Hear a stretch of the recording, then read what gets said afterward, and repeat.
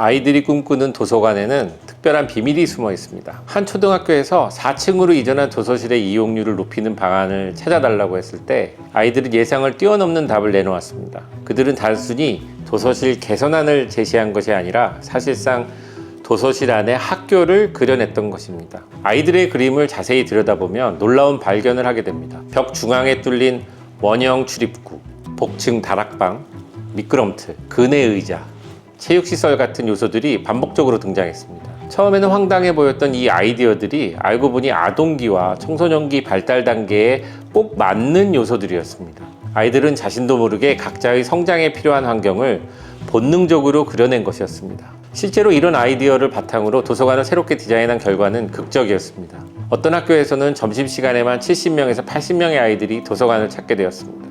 아이들은 책을 읽기도 하고 때로는 책을 읽지 않아도 그냥 앉아서 친구들과 이야기하며 놀다가 가기도 했습니다. 재미있는 공간들을 찾아 여기저기 앉아보며 자리를 바꿔가면서 책을 읽고 책 사이를 뛰어다니며 놀기도 하고 누워서 책을 읽다가 잠이 오면 자기도 했습니다. 가장 인상적인 변화는 아이들이 책에 대한 태도였습니다. 도서관 사서 선생님은 선생님들이 눈치를 보지 않고 자유롭게 책을 읽을 수 있도록 해주니까 도서관을 찾는 아이들이 예전에 비해 3분의 1가량 늘어났다고 말했습니다. 아이들이 도서관을 자주 찾게 되면서 책에 대한 거부감도 많이 줄어들었습니다. 책을 읽어야 하는 과제로 생각하는 것이 아니라 놀이로 받아들이게 되면서 자연스럽게 책을 가까이 할 수 있게 된 것입니다. 이런 변화의 핵심은 공간 디자인에 숨어 있었습니다. 다양한 높이의 바닥을 만들어 아이들이 선택할 수 있는 좌석을 늘렸고 자율적으로 옮길 수 있는 가구를 배치했습니다.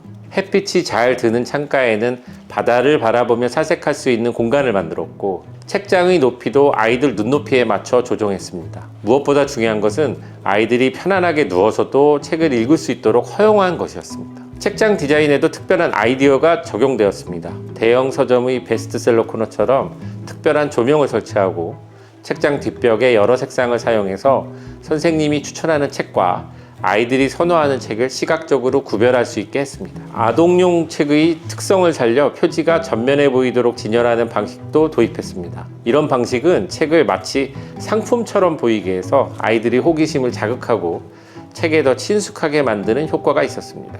공간이 부족한 학교에서도 창의적인 해결책이 나왔습니다. 복도를 도서관으로 활용하거나 계단실을 독서공간으로 만드는 사례들이 생겨났습니다. 처음에는 우려의 목소리가 많았지만 실제로 운영해보니 아이들은 오히려 이런 독특한 공간 구조에서 더 큰 즐거움을 찾았습니다. 어른과 아이의 차이점이 바로 여기에 있었습니다. 모든 조건이 완벽하게 갖춰지지 않아도 아이들은 불평하지 않고 오히려 새로운 재미를 발견해냈습니다. 이런 변화들을 통해 하나의 중요한 진실을 발견하게 됩니다. 사람이 도서관을 만들지만 결국 도서관이 사람을 만든다는 것입니다. 잘 설계된 도서관은 아이들이 자발적으로 찾아와 스스로 독서 습관을 형성할 수 있는 환경을 제공합니다. 도서관은 단순히 책을 보관하는 창고가 아니라 아이들이 상상력과 창의력을 키우고 지식에 대한 호기심을 자극하는 중요한 교육 공간이 되어야 합니다. 궁극적으로 이 모든 경험은 우리에게 교육의 본질에 대해 다시 생각해 보게 만듭니다. 아이들이 들르고 싶어하는 공간을 만드는 것이 얼마나 중요한지, 그리고 공간 자체가 어떻게 교육의 변화를 이끌어내는 촉매제가 될 수 있는지를 보여줍니다. 켜켜이 먼지를 뒤집어 쓴 채 잠들어 있는 책들이 아닌 아이들이 손길로 매일 깨어나는 책들이 있는 도서관, 그런 도서관이 많아질수록 우리 교육의 미래는 더욱 밝아질 것입니다.